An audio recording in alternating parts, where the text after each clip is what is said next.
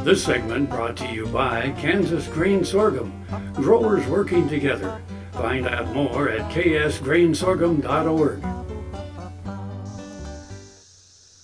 Kansas is sometimes called Tornado Alley, along with Oklahoma and Texas.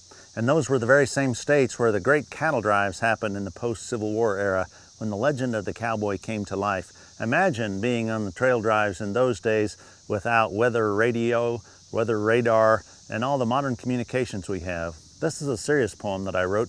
It's titled Terror on the Trail. It was cloudy and dry that hot day in July as we drove cattle up the trail. We were needing rest in our dogged quest to drive them to the Kansas rail. But in the western skies where we turned our eyes, a cloud bank started to build. Then the clouds turned dark.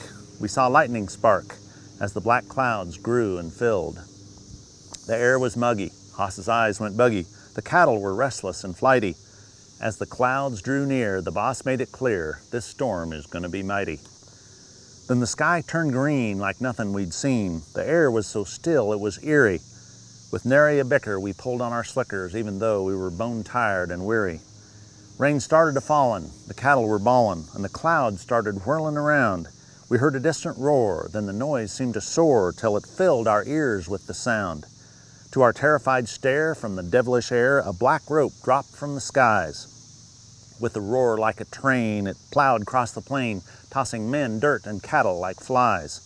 "It's a cyclone, boys," the boss yelled through the noise. "Now it's every man for himself." My loyal horse spooked despite my rebuke as I rode him off a side hill shelf. The cattle stampeded and ran unheeded as brave men rode for their lives. Critters ran pell-mell in the face of this hell in a desperate race to survive. Then the roar started fading and the sound started trading some raindrops for the cyclone's roar. The rain came in torrents to the rider's abhorrence like an ocean tide pounding the shore. Then we saw the rain stop with a few stray raindrops. Of a sudden the sky was clear blue, but the path of the storm and the death it performed came fully into our view. Dead cattle and a horse along the storm's course gave the killer storm mute testimony.